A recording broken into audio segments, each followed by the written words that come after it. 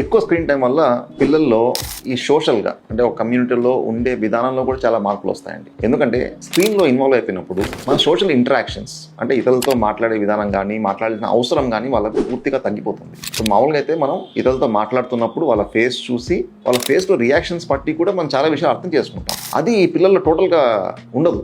వాళ్ళకు ఇతరులను ఫేస్ చూసి ఫేస్ రీడ్ చేసి నాన్ వర్బల్ క్యూస్ అంటాం, అంటే మాటల్లో చెప్పకుండా ఫేస్ ఎక్స్ప్రెషన్స్తో మనం కొన్ని చెప్పేయచ్చు. అట్లాంటి నాలెడ్జ్ వీళ్ళకి రాదు అసలు, ఎందుకంటే ఎప్పుడు వీళ్ళు స్క్రీన్లో అటాచ్ అయి ఉంటారు కాబట్టి. వేరే పిల్లలతో ఆడుకోవడం, ఈ ఆడుకోవడం అనే ప్రాసెస్లో చాలా విషయాలు పిల్లలు నేర్చుకుంటారు. కానీ ఎప్పుడైతే వీళ్ళు స్క్రీన్కి అంకితం అయిపోతారో ఈ టోటల్గా ఆడుకోవడం అనేది గివప్ చేస్తారు. అప్పుడు ఇతర పిల్లలతో ఏం మాట్లాడాలి, ఎలా మాట్లాడాలి, వాళ్ళని ఎలా కన్విన్స్ చేయాలి, ఎలా ఆడుకోవాలి, ఇవన్నీ కూడా టోటల్గా వాళ్ళకు అసలు రావు. ప్లస్ సైంటిఫిక్గా చూసుకుంటే బ్రెయిన్ యొక్క మెజారిటీ డెవలప్మెంట్ మనకు ఈ సోషల్ ఇంటరాక్షన్స్తోనే వస్తాయి. ఎప్పుడైతే వాళ్ళు ఇంటరాక్ట్ అవుతారో, పిల్లలు కావచ్చు, పెద్దలు కావచ్చు, లేకపోతే వాళ్ళ స్కూల్లో టీచర్స్ కావచ్చు, ఎవరితోనైనా ఈ ఇంటరాక్షన్ పెరిగితేనే బ్రెయిన్ డెవలప్మెంట్ అనేది కరెక్ట్గా జరుగుతుంది. ఎప్పుడైతే వీళ్ళు స్క్రీన్కి అటాచ్ అయిపోయారో ఈ ఇంటరాక్షన్స్ ఉండవు, బ్రెయిన్ డెవలప్మెంట్ కూడా సరిగ్గా జరగదు. అందుకే చాలామంది పిల్లలు స్కూల్లో కూడా పర్ఫార్మెన్స్ సరిగ్గా ఉండదు, ఎందుకంటే వాళ్ళకి ఇంటరాక్షన్స్ రాదు, వాళ్ళ టీచర్స్తో ఇంటరాక్ట్ అవ్వరు, పిల్లలతో ఇంటరాక్ట్ అవ్వరు, వాళ్ళ పాటికి వాళ్ళు ఏదో ఒక సైడ్ కూర్చొని ఒక డిఫరెంట్ లోకంలో ఉంటారు. సో అందుకే స్క్రీన్ టైంని కట్ డౌన్ చేయడం అనేది చాలా ఇంపార్టెంట్.